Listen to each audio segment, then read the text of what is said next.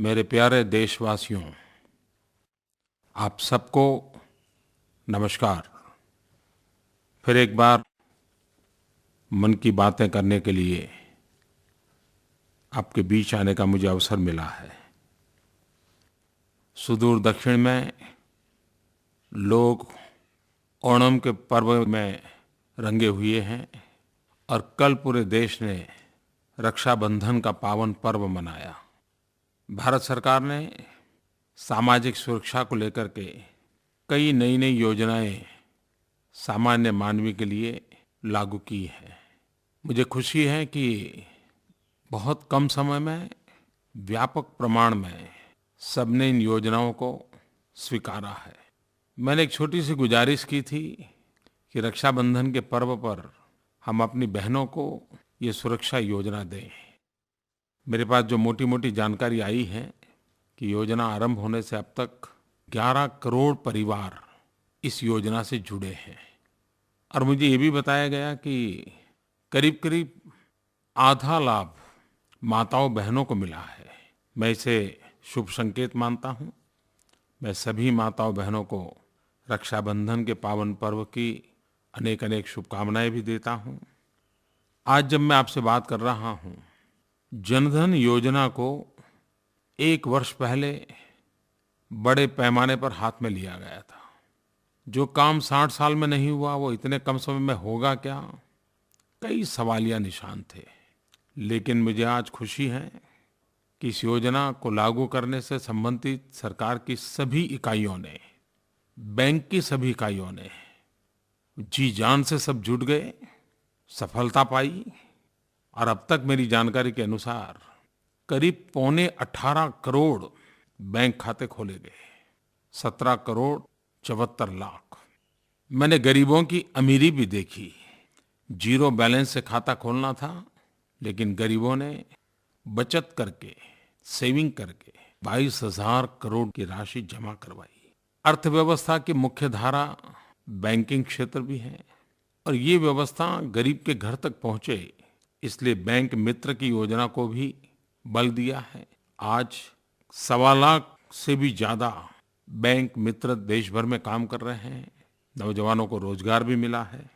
आपको जानकर के खुशी होगी कि इस 1 वर्ष में बैंकिंग सेक्टर, अर्थव्यवस्था और गरीब आदमी, इनको जोड़ने के लिए 1,31,000 फाइनेंशियल लिटरेसी कैंप लगाए गए। सिर्फ खाते खोल करके अटक नहीं जाना है। और अब तो कई हजारों लोग इस जनधन योजना के तहत ओवरड्राफ्ट लेने के हकदार भी बन गए और उन्होंने लिया भी। और गरीब को बैंक से पैसा मिल सकता है, ये विश्वास भी पैदा हुआ। मैं फिर एक बार संबंधित सबको बधाई देता हूँ और बैंक के अकाउंट खोलने वाले सभी गरीब से गरीब भाइयों बहनों को भी आग्रह करता हूँ कि आप बैंक से नाता टूटने मत दीजिए। ये बैंक आपकी है, आपने इसको अब छोड़ना नहीं चाहिए। मैं आप तक लाया हूँ, अब उसको पकड़ के रखना आपका काम है। हमारे सबके खाते सक्रिय होने चाहिए। आप जरूर करेंगे, मुझे विश्वास है। पिछले दिनों गुजरात की घटनाओं ने, हिंसा के तांडव ने सारे देश को बेचैन बना दिया और स्वाभाविक है कि गांधी और सरदार की भूमि पर कुछ भी हो जाए तो देश को सबसे पहले सदमा पहुंचता है, पीड़ा होती है। लेकिन बहुत ही कम समय में गुजरात के प्रबुद्ध सभी मेरे नागरिक भाइयों बहनों ने परिस्थिति को संभाल लिया, स्थिति को बिगड़ने से रोकने में सक्रिय भूमिका निभाई और फिर एक बार शांति के मार्ग पर गुजरात चल पड़ा। शांति, एकता, भाईचारा, यही रास्ता सही है और विकास के मार्ग पर ही कंधे से कंधा मिला करके हमें चलना है। विकास ही हमारी समस्याओं का समाधान है। पिछले दिनों मुझे सूफी परंपरा के विद्वानों से मिलने का अवसर मिला, उनकी बातें सुनने का अवसर मिला और मैं सच बताता हूँ कि जिस तजुर्बे से, जिस प्रकार से उनकी बातें मुझे सुनने का अवसर मिला, एक प्रकार से जैसे कोई संगीत बज रहा है। उनके शब्दों का चयन, उनका बातचीत का तरीका, यानी सूफी परंपरा में जो उदारता है, जो सौम्यता है, जिसमें एक संगीत का लय है, उन सब की अनुभूति इन विद्वानों के बीच में मुझे हुई। मुझे बहुत अच्छा लगा। शायद दुनिया को इस्लाम के सही स्वरूप को सही रूप में पहुंचाना सबसे अधिक आवश्यक हो गया है। मुझे विश्वास है कि सूफी परंपरा जो प्रेम से जुड़ा हुआ है, उदारता से जुड़ा हुआ है, वे इस संदेश को दूर दूर तक पहुंचाएंगे जो मानव जात के लाभ करेगा, इस्लाम का भी लाभ करेगा। और मैं औरों को भी कहता हूं कि हम किसी भी संप्रदाय को क्यों न मानते हो, लेकिन कभी सूफी परंपरा को समझना चाहिए। आने वाले दिनों में मुझे एक और अवसर मिलने वाला है और इस निमंत्रण को मैं अपना सौभाग्य मानता हूं। भारत में विश्व के कई देशों के बौद्ध परंपरा के विद्वान बौद्ध गया में आने वाले हैं और मानव जात से जुड़े हुए वैश्विक विषयों पर चर्चा करने वाले हैं। मुझे भी उसमें निमंत्रण मिला है और मेरे लिए खुशी की बात है कि उन्होंने मुझे बौद्ध गया आने का निमंत्रण दिया है। भारत के प्रथम प्रधानमंत्री पंडित नेहरू बौद्ध गया गए थे। मुझे विश्व भर के इन विद्वानों के साथ बौद्ध गया जाने का अवसर मिलने वाला है। मेरे लिए एक बहुत ही आनंद का पल है। मेरे प्यारे किसान भाइयों बहनों, मैं फिर एक बार आपको विशेष रूप से आज मन की बात बताना चाहता हूँ। मैं पहले भी मन की बात में इस विषय का जिक्र कर चुका हूँ। आपने सुना होगा, संसद में मुझे सुना होगा, सार्वजनिक सभाओं में सुना होगा, मन की बात में सुना होगा। मैं हर बार एक बात कहता आया हूँ कि जिस लैंड एक्विजिशन एक्ट के संबंध में विवाद चल रहा है, उसके विषय में सरकार का मन खुला है। किसानों के हित के किसी भी सुझाव को मैं स्वीकार करने के लिए तैयार हूँ। ये बार बार मैं कहता रहा हूँ, लेकिन आज मुझे मेरे किसान भाइयों बहनों को ये कहना है कि लैंड एक्विजिशन एक्ट में सुधार की बात राज्यों की तरफ से आई, आग्रहपूर्वक आई, और सबको लगता था कि गांव गरीब किसान का अगर भला करना है, खेतों तक पानी पहुंचाने के लिए नहरें बनानी है, गांव में बिजली पहुंचाने के लिए खंभे लगाने हैं, गांव के लिए सड़क बनानी है, गांव के गरीबों के लिए घर बनाने हैं, गांव के गरीब नौजवानों को रोजगार के लिए व्यवस्थाएं उपलब्ध करानी है, तो हमें ये अफसरशाही के चुंगल से कानून को निकालना पड़ेगा। और तब जाकर के सुधार का प्रस्ताव आया था। लेकिन मैंने देखा कि इतने भ्रम फैलाए गए, किसान को इतना भयभीत कर दिया गया। मेरे किसान भाइयों बहनों, मेरा किसान न भ्रमित होना चाहिए और भयभीत तो कतई नहीं होना चाहिए। और मैं ऐसा कोई अवसर किसी को देना नहीं चाहता हूं कि जो किसानों को भयभीत करे, किसानों को भ्रमित करे। और मेरे लिए देश में हर एक आवाज का महत्व है, लेकिन किसानों की आवाज का विशेष महत्व है। हमने एक ऑर्डिनेंस जारी किया था। कल 31 अगस्त को ऑर्डिनेंस की सीमा समाप्त हो रही है और मैंने तय किया है समाप्त होने दिया जाए। मतलब ये हुआ कि मेरी सरकार बनी उसके पहले जो स्थिति थी वह अब पुनः प्रस्थापित हो चुकी है।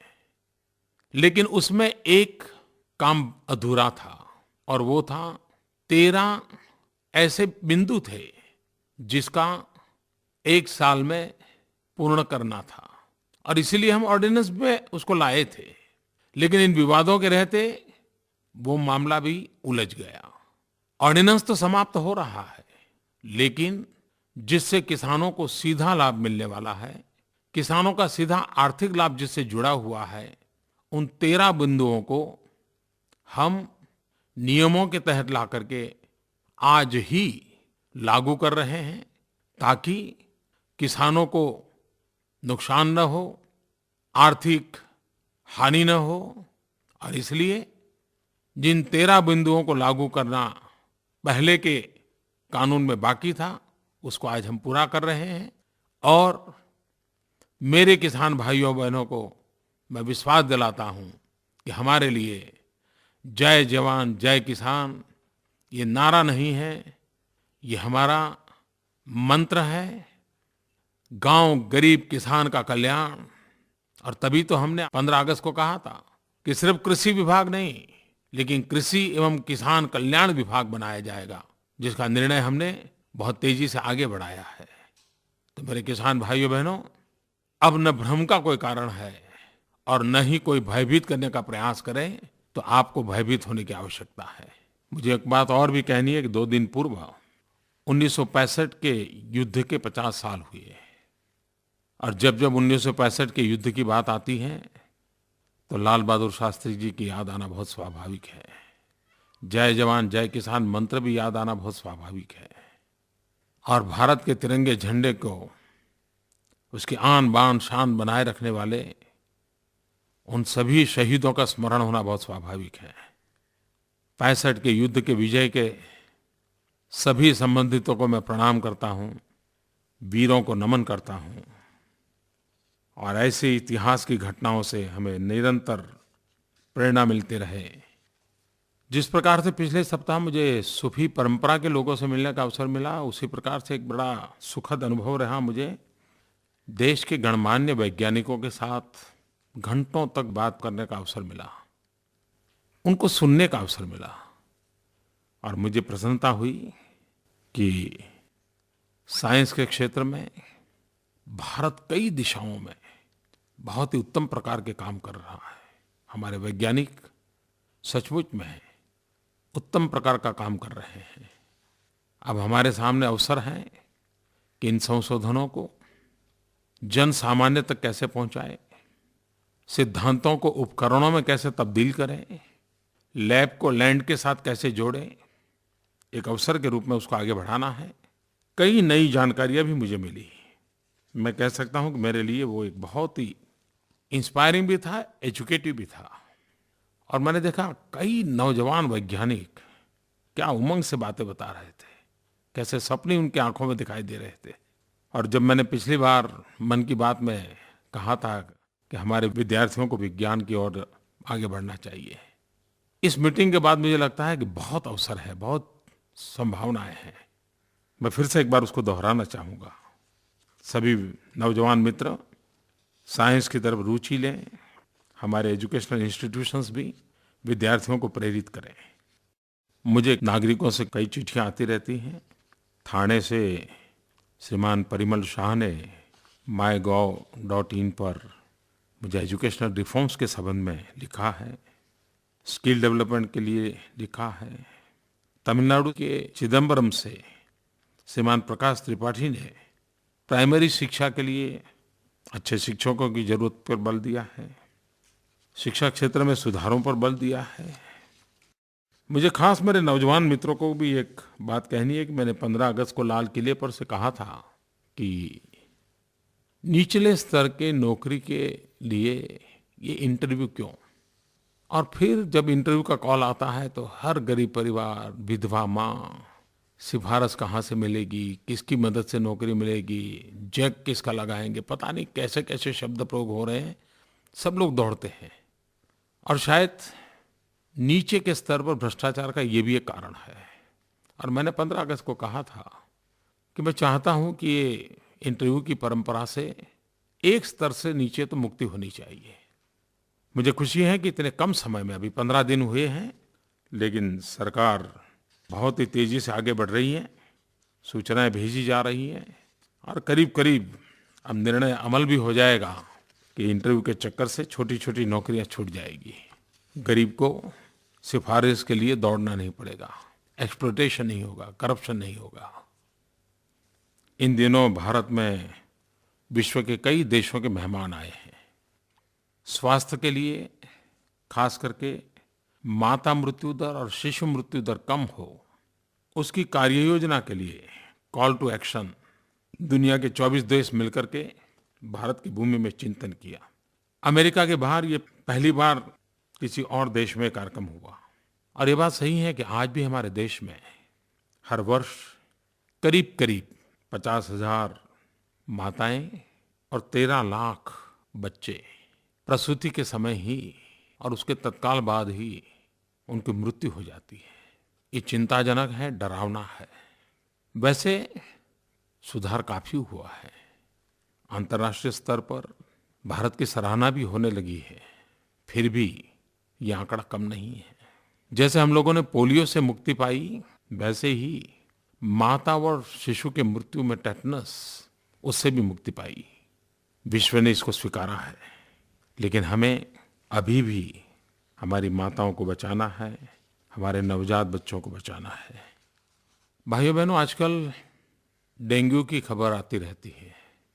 ये बात सही है कि डेंगू खतरनाक है, लेकिन उसका बचाव बहुत आसान है।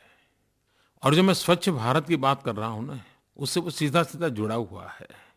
टीवी पर हम एडवर्टाइजमेंट देखते हैं, लेकिन हमारा ध्यान नहीं जाता है। अखबार में एडवर्टाइजमेंट छपती है, लेकिन हमारा ध्यान नहीं जाता है। घर में छोटी छोटी चीजों में सफाई, शुद्ध पानी से भी रखरखाव करने के तरीके, इन बातों में व्यापक लोक शिक्षा हो रही है, लेकिन हमारा ध्यान नहीं जाता है। और कभी-कभी लगता है कि हम तो बहुत ही अच्छे घर में रहते हैं, बहुत ही बढ़िया व्यवस्था वाले हैं, और पता नहीं होता है कि हमारे यहीं कहीं पानी भरा हुआ है और कहीं हम डेंगू को निमंत्रण दे देते हैं। मैं आप सबसे यही आग्रह करूंगा कि मौत को हमने इतना सस्ता नहीं बनने देना चाहिए। जिंदगी बहुत मूल्यवान है। पानी की बेध्यानी, स्वच्छता पर उदासीनता, ये मृत्यु का कारण बन जाए, ये तो ठीक नहीं है। पूरे देश में करीब 514 केंद्रों पर डेंगू के लिए मुफ्त में जांच की सुविधाएं उपलब्ध हैं। समय से रहते ही जांच करवाना ही जीवन रक्षा के लिए उपयोगी है, और इसमें आप सबका साथ सहयोग बहुत आवश्यक है। और स्वच्छता को तो बहुत महत्व देना चाहिए। इन दिनों तो रक्षाबंधन से दिवाली तक एक प्रकार से हमारे देश में उत्सव ही उत्सव होते हैं। हमारे हर उत्सव को स्वच्छता के साथ अब क्यों न जोड़ें? आप देखिए, संस्कार स्वभाव बन जाएंगे। मेरे प्यारे देशवासियों, आज मुझे एक खुशखबरी सुनानी है आपको। मैं हमेशा कहता हूं कि अब हमें देश के लिए मरने का सौभाग्य नहीं मिलेगा, लेकिन देश के लिए जीने का तो सौभाग्य मिला ही है। हमारे देश के 2 नौजवान और दोनों भाई, और वो भी मूल हमारे महाराष्ट्र के नासिक के, डॉक्टर हितेंद्र महाजन, डॉक्टर महेंद्र महाजन, लेकिन इनके दिल में भारत के आदिवासियों की सेवा करने का भाव प्रबल रहता है। इन दोनों भाइयों ने भारत का गौरव बढ़ाया है। अमेरिका में रेस अक्रॉस अमेरिका, एक साइकिल रेस होती है, बड़ी कठिन होती है, करीब 4800 किलोमीटर लंबी रेस होती है। इस वर्ष इन दोनों भाइयों ने इस रेस में विजय प्राप्त किया, भारत का सम्मान बढ़ाया। मैं इन दोनों भाइयों को बहुत बहुत शुभकामनाएं देता हूं, बहुत बहुत बधाई देता हूं, अभिनंदन करता हूं। लेकिन सबसे ज्यादा मुझे इस बात की खुशी हुई कि उनका ये सारा अभियान team India, vision for tribals, आदिवासियों के लिए कुछ कर गुजरने के इरादे से वो करते हैं। देखिए, देश को आगे बढ़ाने के लिए हर कोई कैसे अपने अपने प्रयास कर रहा है, और यही तो है, जब ऐसी घटनाएं सुनते हैं तो सीना तन जाता है। कभी कभार परसेप्शन के कारण हम हमारे युवकों के साथ घोर अन्याय कर देते हैं, और पुरानी पीढ़ी को हमेशा लगता है नई पीढ़ी को कुछ समझ नहीं है। और मैं समझता हूँ ये सिलसिला तो सदियों से चला आया है। मेरा युवकों के संबंध में अनुभव अलग है। कभी कभी तो युवकों से बातें करते तो हमें भी बहुत कुछ सीखने को मिलता है। मैं कई ऐसे युवकों को मिला हूँ जो कहते हैं कि भाई, मैंने तो जीवन में व्रत लिया हुआ है, संडे ऑन साइकिल। कुछ लोग कहते हैं कि मैंने तो सप्ताह में एक दिन साइकिल डे रखा हुआ है। मेरी हेल्थ के लिए भी अच्छा रहता है, एनवायरनमेंट के लिए भी अच्छा रहता है, और मुझे अपने युवा होने का बड़ा आनंद भी आता है। आजकल तो हमारे देश में भी साइकिल कई शहरों में चलती है, और साइकिल को प्रमोट करने वाले लोग भी बहुत हैं। लेकिन ये पर्यावरण की रक्षा के लिए और स्वास्थ्य के सुधार के लिए अच्छे प्रयास है। और आज जब मेरे देश के 2 नौजवानों ने अमेरिका में झंडा फहरा दिया, तो भारत के युवक भी जिस दिशा में जो सोचते हैं उसका उल्लेख करना मुझे अच्छा लगा। मैं आज विशेष रूप से महाराष्ट्र सरकार को बधाई देना चाहता हूँ। मुझे आनंद होता है, बाबा साहब आम्बेडकर, मुंबई की इंदू मिल की जमीन, उनका स्मारक बनाने के लिए लंबे अरसे से मामला लटका पड़ा था। महाराष्ट्र की नई सरकार ने इस काम को पूरा किया, और अब वहाँ बाबा साहब आम्बेडकर का भव्य दिव्य प्रेरक स्मारक बनेगा, जो हमें दलित, पीड़ित, शोषित, वंचित के लिए कार्य करने की प्रेरणा देता रहेगा। लेकिन साथ साथ लंदन में डॉक्टर बाबा साहब आम्बेडकर जहाँ रहते थे, 10 किंग हेनरी रोड, वह मकान भी अब खरीद लिया है। विश्व भर में सफर करने वाले भारतीय जब लंदन जाएंगे तो बाबा साहब आम्बेडकर जो स्मारक महाराष्ट्र सरकार वहाँ बनाने वाली है, वो एक हमारा प्रेरणा स्थल बनेगा।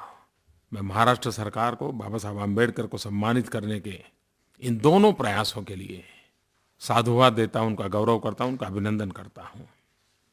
मेरे प्यारे भाइयों बहनों, अगली मन की बात आने से पूर्व आप अपने विचार जरूर मुझे बताइए, क्योंकि मेरा विश्वास है कि लोकतंत्र लोक भागीदारी से चलता है, जन भागीदारी से चलता है।